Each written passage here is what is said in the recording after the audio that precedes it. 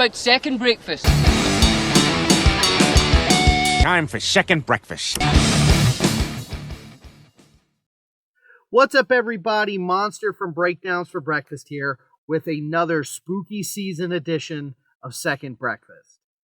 On today's episode, I'm going to do something just a teeny tiny little bit different. Instead of talking about music, I'm going to talk about movies. Now, anybody who's listened to the show a couple times knows that the whole reason I'm called Monster is because I'm a monster movie guy. I love horror films. I love Halloween season. I love monsters.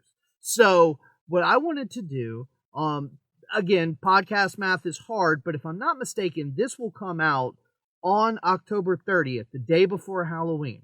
So what I wanted to do today was give you guys my top 10 favorite Universal monster films. Now, I kind of got these in an order, but honestly, it kind of depends on the mood. If you want something that's a little bit more dark and atmospheric, there's certain ones you would go for. But if you wanted something that was a little more jovial and tongue-in-cheek, then there's some you would go for there. So I do kind of have them in a 10-to-1 ranking, but don't hold me to it. All 10 of these are my favorites. And depending on the mood, a few of them would definitely get moved around. So in order to kind of give you what my top 10 are, what I wanted to do first was give just a teeny tiny, itty bitty little history lesson on Universal monster films. Now, there are whole books and podcasts and TV series dedicated to this. So this is not the end all be all. I would highly recommend checking out the Monster Rally podcast, the Monsters That Made Us podcast, Monsters Never Die. These are all really good podcasts that do really deep dives into basically the history of Universal, but specifically deep dives into each film in the series. And depending on how you want to look at it, there's 30... The way I look at it is the whole thing kind of got kicked off in 1931 with Dracula, and also subsequently Frankenstein came out later that year, and spans all the way up through 1956, with the last one being The Creature Walks Among Us, from the Creature from the Black Lagoon series. Now, some people say it started a little bit before that, because in 1913, I think it was, you had Dr. Jekyll and Mr. Hyde, and then 1925 maybe was the original Phantom of the Opera with Lon Chaney Sr. And so some people kind of started back there. But for this list, I'm going to go with what I always considered the Universal Collection, because a couple years ago, my beautiful, loving wife, Mrs. Monster, got me the 30-film Blu-ray set that, not to be over dramatic, kind of changed my life. It really made me say, you know what? I love the Evil Dead movies. Those are probably my favorite movies of all time, especially Evil Dead 2. I love it. But I love the Evil Dead movies. I love slasher flicks. I love zombies. I'm a huge George Romero fan. But once I started watching these Universal monsters, it changed my perspective on horror and filmmaking in general. So I'm going to give just a teeny tiny itty bitty little history thing here, and just kind of list a couple of names that are going to come up repeatedly, because that's one of the most, I don't want to say fun parts, but something very fascinating about these Universal monsters is it's almost like the original shared universe, which it's kind of sad because now they were going to try to do that again with the Dark Universe after Marvel had their success with, the Marvelverse. And they really kind of shit the bed on that whole idea. Originally, for some reason, they went with the Mummy with Tom Cruise as the first one, which seems like not the best choice. But instead of making a small horror film, they made a Marvel film. It was an action movie, and people just weren't into it. Subsequently, over the past few years, there have been some other takes on the Universal monsters that have turned out really well. Lee Wanell, who wrote the original Saw film, he's also in Saw. He wrote and directed An Invisible Man, I think in like 2020s, and it's great. It's very like modernized. He also did a Wolfman film in like 2024, which was not great. It tried some things, but it just didn't really pan out very well. As of recording this, Guillermo del Toro is getting ready to do his own version of Frankenstein, which I am very excited about because you're getting ready to find out I am a huge Frankenstein fan. But, you know, and obviously there's all kinds of other films over the past 100 years with these characters in it. But this is sort of the beginning, and like I said, when I started watching these films, I just completely transported into another world, and I fell in love with these films. So, a couple of names, couple of facts, real quick off the dome. The main guy that started this whole thing is Carl Laemmle Jr. He was the head of Universal at this time. And his sort of idea started with taking literary books like Dr. Jekyll and Mr. Hyde, Frankenstein, Dracula. These are novels that they could adapt into film. But after Dracula is very different than the book, but Frankenstein, he purposely changed the ending to be able to he was already had the wheels spinning about repurposing these characters and keeping these things going. So he already had this, I don't want to say a shared universe in mind, but sequels and, you know, profitability was obviously very important. Couple of names that are really important that'll come up a lot on this. Todd Browning. He is the guy who directed the first Dracula film and kind of essentially the first proper Universal monster film. He also is kind of known, 1 year later, he directed a film called Freaks, which is really, really good if you've never seen that. But he came from the silent era. So that first Dracula film, in a lot of ways, feels like a play. And funny side note, me and Mrs. Monster last year, the year before, actually went to an old theater here in Greensboro, North Carolina, where they showed the 1931 Dracula as a silent film with an organist playing an original score on top of it. It was great. It was a really neat way to see it in a totally different way. I will say, taking the sound out does ruin my favorite character from that movie. We'll get there. Another important name here is James Whale. He was one of the first openly gay directors in Hollywood. And he directed some of the absolute best horror films in the 30s and 40s, including the original Frankenstein, The Bride of Frankenstein, and The Invisible Man, which are all going to come up in a few minutes. But he also directed a film called The Old Dark House in 1932 that starred Boris Karloff and a couple other people from this Universal world. And that's a really good film too. Whale has a really good way of being creepy and scary and atmospheric while also being funny. There's a lot of humor in his films. You can't talk about the Universal monsters without talking about Mr. Jack Pierce. Jack Pierce did the makeup for pretty much all of these monsters. Frankenstein's monster, the Wolf Man, the Invisible Man. He did all of the makeup and all the effects. And his transformation in the Wolfman is kind of considered one of the best of all time. Not because it's technically, you know, obviously American Werewolf in London is very graphic and very, you know, and then also Thriller when Michael Jackson does his transformation. Those are more lifelike and visceral. But the way they did the stop and start with the makeup and the hair, nobody had seen anything like that before. So Jack Pierce is very important.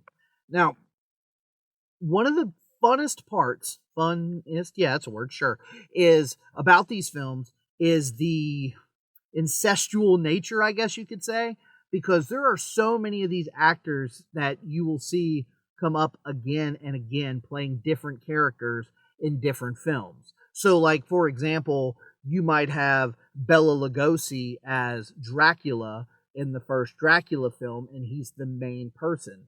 But then in Son of Frankenstein and Ghost of Frankenstein and House of Frankenstein, like all of those films, Bela Lugosi now plays a side character named Igor, who is possibly Bela Lugosi's best role. He's very much known as Dracula, but him as Igor is so much fun, and we'll get to him in a minute. But and then obviously Boris Karloff is another one. Boris Karloff was sort of the I don't want to say the superstar of this whole thing, but he played Frankenstein's monster, and he pretty much after that he was always the go-to for the next monster. But somebody that doesn't always get enough love, I think, is Lon Chaney Jr., because he plays the Wolfman. But he also goes on to be in all of these other movies. At one point, he plays the Mummy in one of the Mummy movies. At one point, he plays Dracula in one of the Dracula movies. At one point, he plays Frankenstein's monster. So it's kind of wild that Lon Chaney Jr. did all of those creatures. But he's really mostly known as just the Wolfman, because he is also the only actor to have played the same monster each time.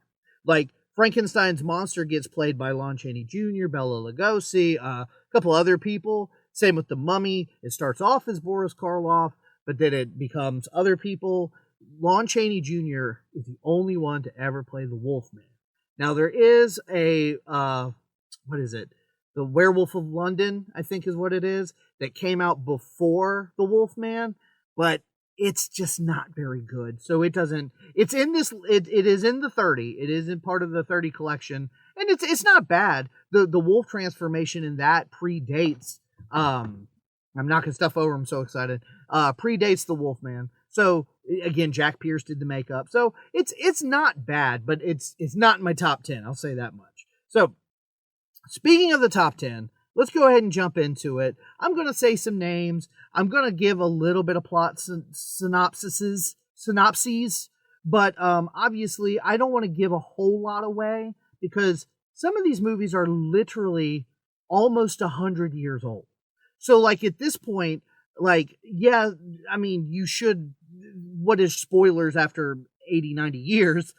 But at the same time, because these are so old, a lot of people today just haven't seen them. So I'm not going to try to spoil anything too much, but I'm going to kind of give you an idea of sort of the vibe of a lot of these movies.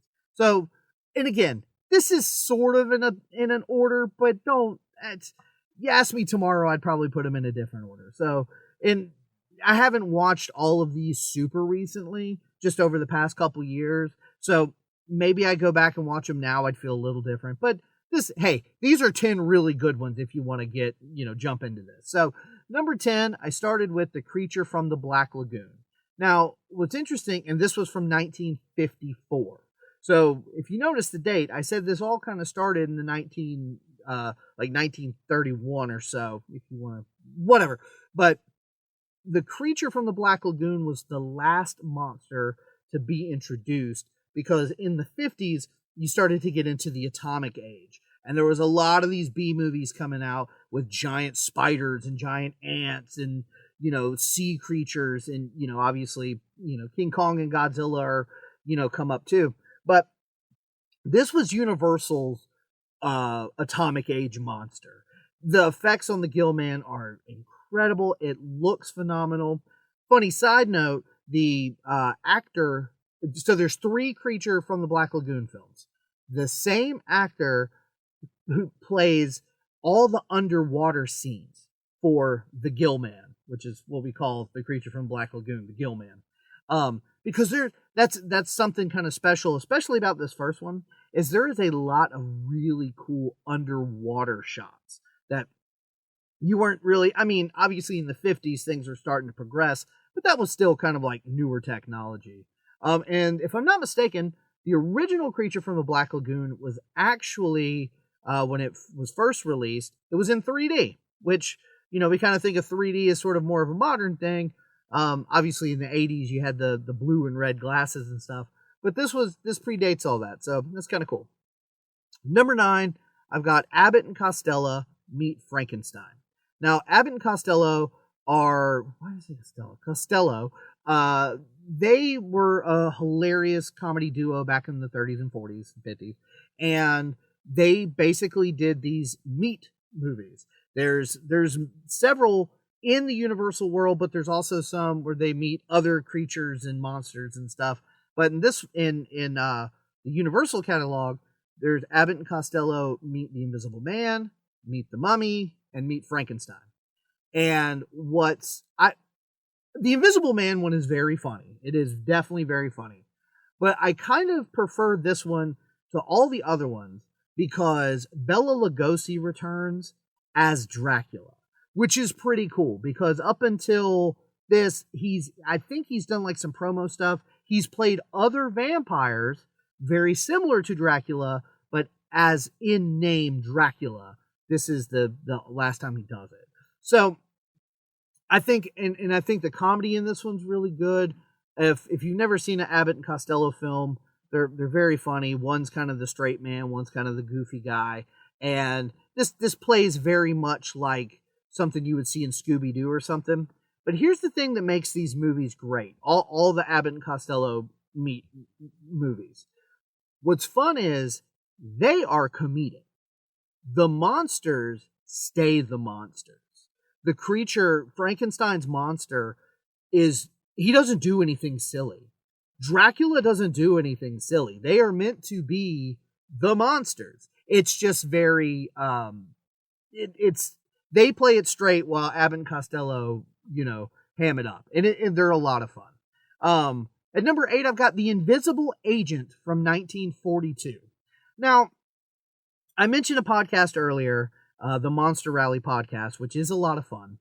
And they basically go through every single Universal movie and talk about it and everything. And they really kind of shit on this movie. And I don't know why. I think this movie's a lot of fun.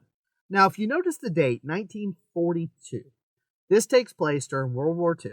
And we don't often talk about this, but around the World War II era, there was a lot of like American propaganda being made, Uncle Sam posters and that kind of stuff. And everybody was sort of rallying around to do your part for America. And The Invisible Agent is essentially a American propaganda film because what it does is it takes the Invisible Man story where it's kind of a mad scientist who becomes invisible. The character in this one, I think, is like the son or the grandson of the original Invisible Man. And he takes the serum to infiltrate enemy lines. And so he's going and trying to like disrupt all this Nazi stuff. And it's kind of fun. It's not funny, but there's some humor to it. And then there's also some gruesome, almost like torture scenes that are, again, for 1942 standards, kind of crazy. And for it to be the 4th in the Invisible Man series and not be a giant dumpster fire, it's actually interesting in a new direction. I think it's pretty good. Peter Lorre is in it, and if you don't know who he is, he's a pretty cool actor too. When he first started out, he was very much of a kind of dark, sinister character, and that's kind of what he is here. He actually plays a Japanese bad guy, which is obviously a little problematic by today's standards, but he actually played a Japanese character in a string of films, like 8 or 9 films. Oh, I can't remember the name now. But so he was sort of, I guess people were okay with this. But he's really good in this. Yeah, it's not a great movie, but it's a lot of fun. And I definitely think it's worth watching. I think it's probably better than most of the other Invisible Man sequels, in my opinion. All right, number 7, Dracula's Daughter from 1936. Now, this is one that I had never heard of before I got this box set, and I really didn't know what to expect. I didn't really watch any reviews or listen to any podcasts about these kind of films until after I started watching them. This one is very interesting because there are some really strong lesbian undertones and homosexual stuff that 1936 you weren't seeing in movies. The actress Gloria Holden, she plays Count Zaleska, Dracula's daughter. She is phenomenal. One of the things about these films is the quote-unquote monster is usually sympathetic in some degree. And she is a wonderful example of that. Because yes, she is a vampire. Yes, she is cursed. But she doesn't necessarily want to be. And a large part of the film is her trying to escape that. And I think it's really good. There is some humor in there that I don't think works great. There's kind of a comic relief character. A lot of these films have that. And that's the part that I don't know works really well. But there's these great atmospheric scenes. There's a part where she sends out her henchmen, her goon, Sandor. I think they're familiars as the correct terminology for vampirism. Please don't come at me. And he picks up this homeless girl, and he promises her food and drink, but his master wants to paint her. And so she comes in, and there's this scene where Count Zaleska and this girl, she's getting undressed, and they're like making eyes at each other. And again, it's super, super tame, but by 1936 standards, it was wild. So, great one. I think that one's really good. Like I said, as far as this list goes, there are days where I would probably put that one higher because I think it's really good. Number 6, Son of Frankenstein from 1939.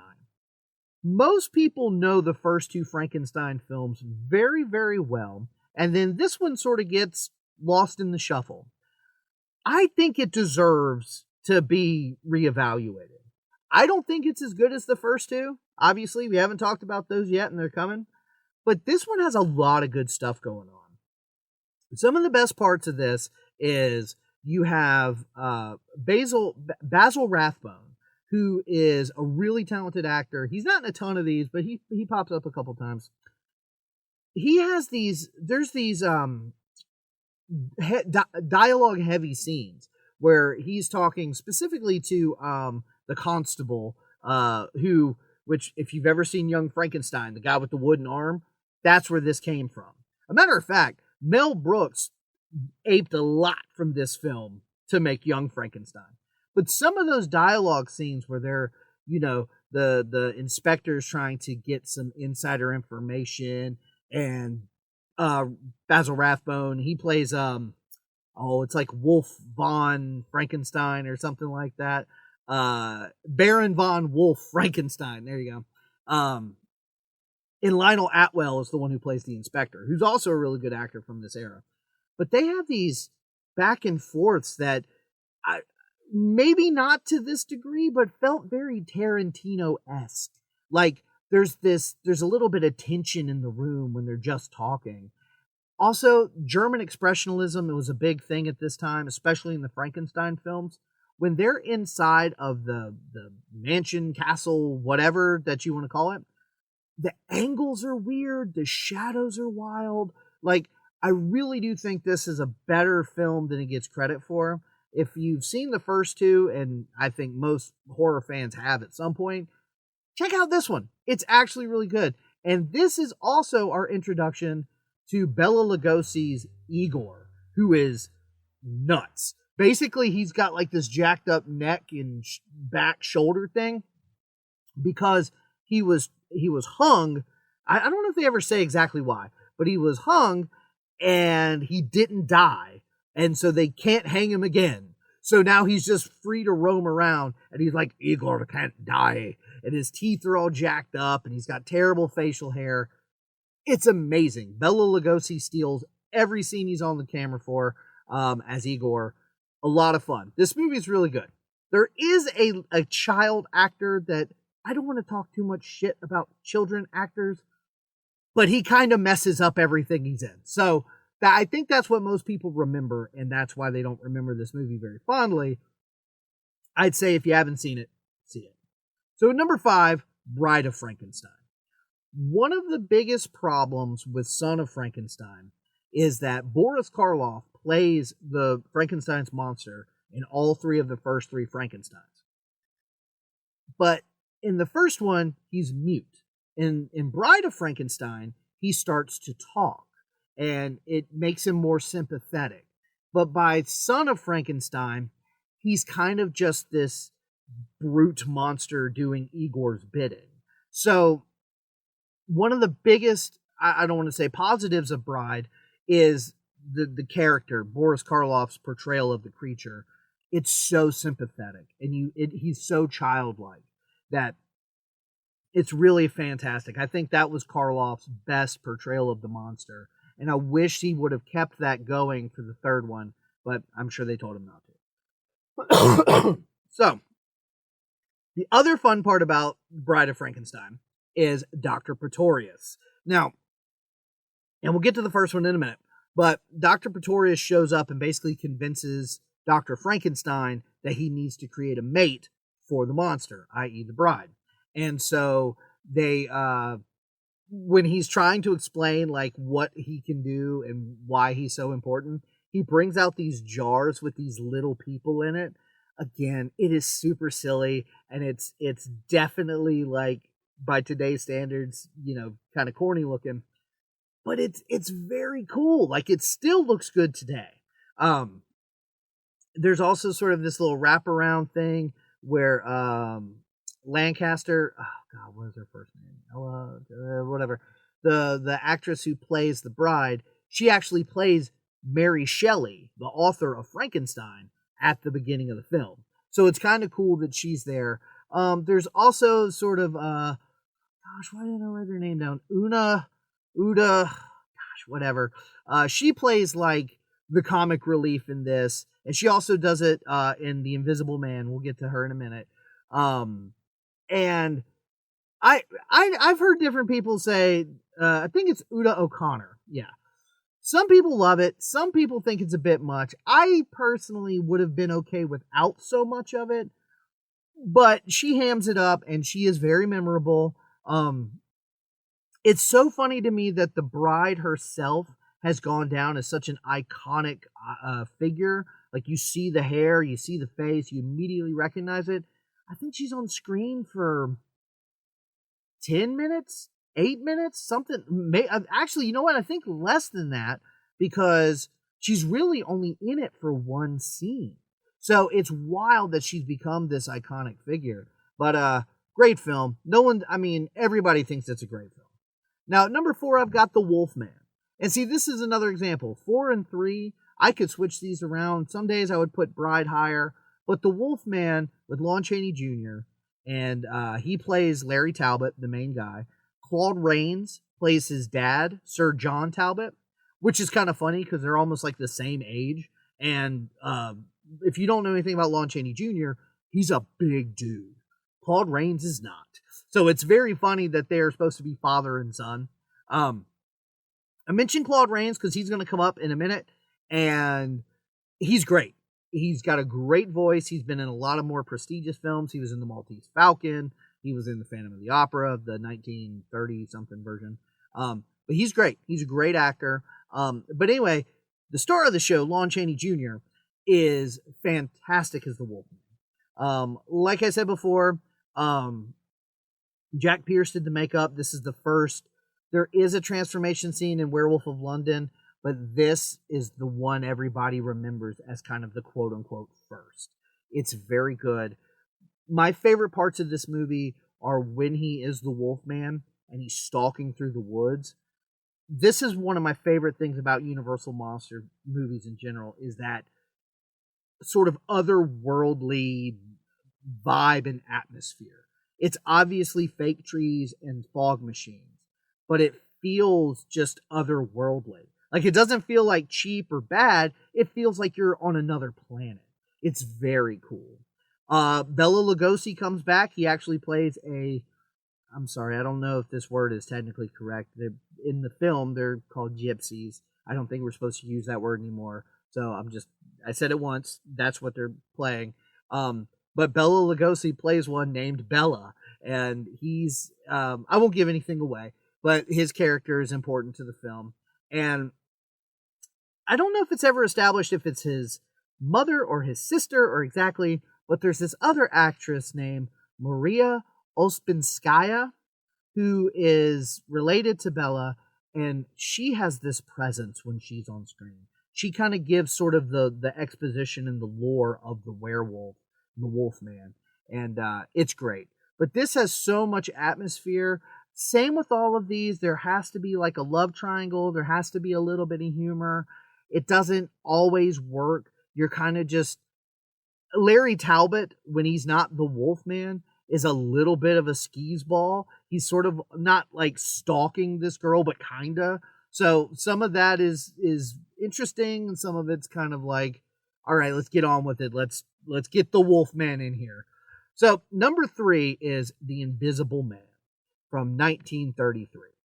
Now, one of the funny things about The Invisible Man is he technically has the largest body count of any of these monsters, because at one point in the film, he derails a train, and it's awesome. Claude Rains plays the Invisible Man, and you don't ever actually see him, obviously, until later, but the way they do this is he's wrapped in bandages, and he has these goggles.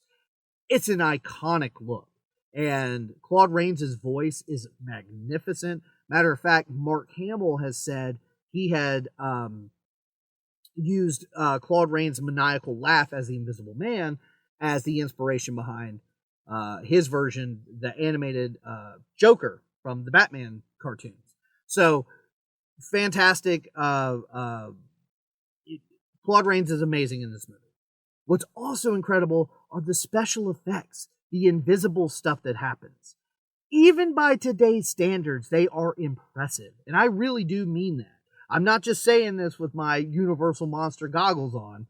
It really is impressive. There's parts where bikes ride by themselves, clothes are walking by themselves, and it's really, really cool. So I feel like when everybody thinks about the monsters, they think of Frankenstein's monster, they think of Dracula, they think of the creature from the Black Lagoon, and the Invisible Man sometimes sort of gets overlooked. I honestly, like, when I got the set, this was not one that I was like dying to watch, and then I watched it and loved it. Especially at the very beginning, there's again that otherworldly atmosphere. He's walking in the snow and it's dark and it's fantastic. So number 2, Dracula from 1931. Now, Bela Lugosi as Dracula is very iconic. There's also the part about this movie that I love the most is kind of the first section where this guy named Renfield is on his way to the castle to meet Dracula. And on his way, everybody's telling him, don't go. The place is haunted. And the journey there, and then when he gets to the castle, is some of the best atmosphere and spooky vibe of any of these movies. It's great. Now, the other thing about Renfield, he's played by a guy named Dwight Fry. Dwight Fry is possibly my favorite actor in all of these for this movie and the next one I'm going to talk about. In this one, he plays Renfield. Now, if you don't know the story of Dracula, Renfield is basically like Dracula's little henchman, and he makes him go out and do these things. Dwight Fry plays him with this maniacal energy that is just phenomenal. Every time he's on screen as Renfield, after he becomes like part of Dracula's whatever is familiar, his eyes are bugging out. He's just screaming at the camera every time he's on screen. It's amazing. He's so good in this. This is a really good movie. Like I said before, it's directed by Todd Browning. And, I forgot to mention, The Invisible Man was James Whale.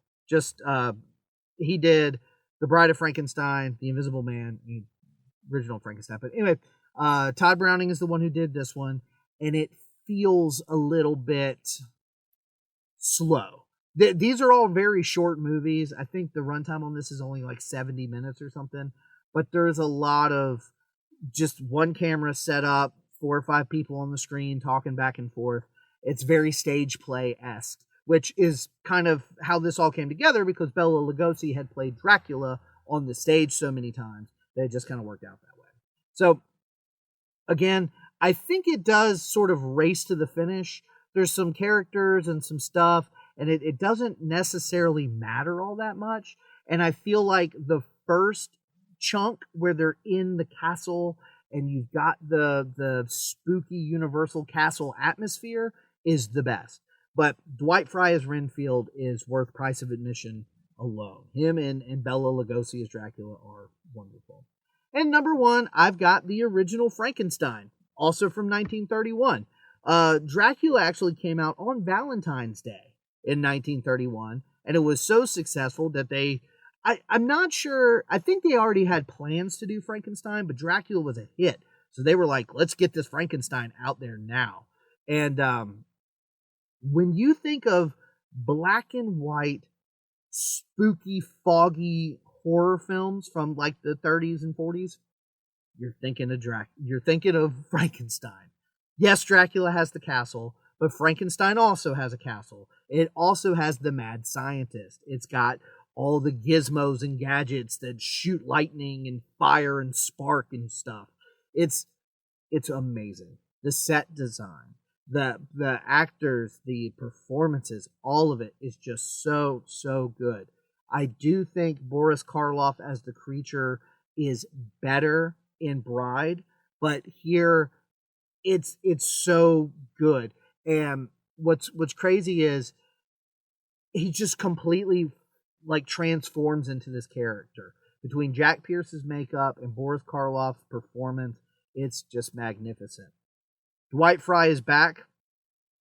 This time he is playing Dr. Frankenstein's little henchman, kind of little hunchback guy, you know. He's the one that's robbing the graves and trying to get the brain and all this kind of stuff. He is great. Dwight Fry is so much fun. Trying to remember what his name is. It's not Igor. Everybody thinks it's Igor, but that's Bela Lugosi later. This is just like his little henchman. What's interesting too is this came out in 1931, and it starts with Edward Van Sloan, who I didn't mention him. Edward Van Sloan is also in a bunch of these movies. He does eventually play Van Helsing in the Dracula thing, but yeah, because he's Van Helsing in Dracula, and then Dracula's daughter, he's in that one too. But he's in this one as kind of the same type of character, like sort of the intrusive one or whatever. But it starts with him basically giving a disclaimer. He walks out on a stage and he said, "What you're about to see might shock you and might, you know, it's nothing in the movie is going to do this, but it just sets this mood that just carries on throughout the film." I think it's wonderful. This to me is the best of, again, if you want to say Bride is better, I wouldn't argue with you. A lot of people say that. But for me, I think it's also because this is the first one I watched.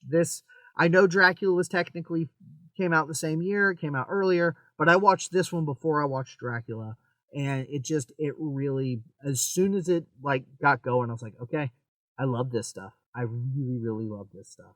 So that's it. That's 10 Universal monster movies that you know, if you're having like a Halloween party and you want something on in the background, that you could do a lot worse than just a nice big black and white horror film marathon. Seeing all the iconic, The Invisible Man, The Wolf Man. Hell, throw in a mummy film. I'm sure you noticed there's no mummy films on this. They just don't do it for me. They really don't. And The Creature from the Black Lagoon has 2 sequels. They're not bad, but they didn't wow me as much as some of these other ones. So, are you a fan of Universal Monsters? Do you like this kind of stuff? Or are these just old, boring nonsense? Which, hey, if you don't like this kind of stuff, I get it. But for me, I love it. And this episode's gone on a lot longer than most of these do. But that's just how much I love these movies. So if you got, want to share some of your favorite horror movies, what's your favorite Halloween movies to watch? Let me know. My daughters are 6 and 3 at the moment. They're getting older. I already told my 6-year-old she's about at the age where she could watch some of these. I honestly, it's not that she can't handle them. I just think she'll find them boring. So anyway, but yeah, thank you for hanging out. I hope you're enjoying spooky season. Like I said, I think this comes out right before Halloween. So I hope you have a fun, safe Halloween, eat a bunch of candy, wear something scary, and have a good day.